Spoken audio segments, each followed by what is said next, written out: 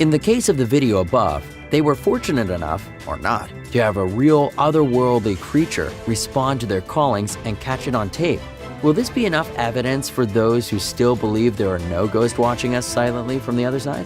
This situation is given in the closed-down Holmesburg prison, a famous place for having cases of biological and medical testing being done on inmates without the needed legal authorization.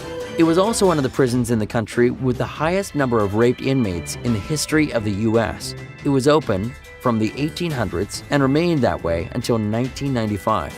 Both program hosts had near-death experiences and claimed that made them closer to the open portals around the world that lead to the other reality, the one where spirits inhabit. The incredible thing about the video is just how frightened Chad Lindberg is when he hears the inmate's voice as a response. The paranormal portals face the host with their own demons, and they really believe there's another dimension. For Chad, everything started in 1983 when he almost got killed and was rescued in the hospital. For his co-host and author John Tenney, the portals opened for him after being declared officially dead in 1988. The team is completed by the third hunter. That's the one in charge of creating the new state-of-the-art equipment that will help the co-host find the ghost and capture their activity. The series airs through Destination America and shows the boldness these guys have to get inside a closed prison where so many atrocities were committed. Picture it for a minute. A completely closed-doors environment full of empty cells in the dark where these fellows call for the appearance of old-time felons who might have been severely abused and killed. It's so brave that it is crazy. Chad's reaction is by no means exaggerated. The screaming and the standing up is completely expected in such a situation.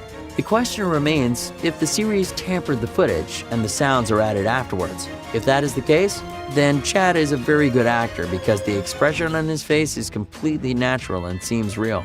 He incorporates and starts aiming all over with his lantern, trying to catch the source of the voice with absolutely no good results. What would you do if you were in his shoes? Would you go to a closed prison to see a paranormal activity? Would you stalk ghosts around you and put it down on tape? Yes, I know, me neither. Number 3. Ghosts don't get relaxed with TV. This is another surveillance camera video in which an angry ghost turns the TV on, but can't seem to dial in its favorite program, and that makes it go mad. The whole scene is filmed inside a closed-down Egyptian pharmacy at 3 a.m. in 2014, and while it got viral and generated a lot of controversy over the Middle East, it was never authenticated or refuted. At the beginning, it seems like the wee hours of December the 13th, 2014 are going to be just as quiet and simple as any other day in the year. But suddenly, the TV starts going in and out, making noises and showing white lines in the screen. Suddenly, a single plastic chair is lifted in the air and then hit against the floor, as if someone was complaining about something. The TV starts going on and off faster, and the chair continues to move more than it did in the beginning. At this point in the video, almost an hour went by, which shows that it is sped up. Finally, before going into camera 1, the second surveillance camera, a bottle that was on the table falls to the floor and crashes on the ground. When the video shows the second camera in the pharmacy, the one closest to the door, some strange footprints that can belong to anything but human show on the glass counters, while a very low, monster-like guttural noise is being heard and the camera goes off.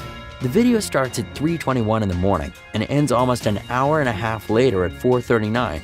What would you do if you came to work the next day and found that video checking the security cameras? Would you stick around or run in tears? I guess most of us would call for our moms. 2. Stop playing jokes. Who's moving the glass? What do you mean nobody?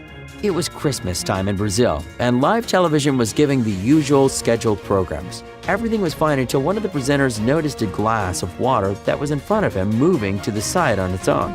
He looks at his partner and says in Spanish, "There is no unevenness," and repeated it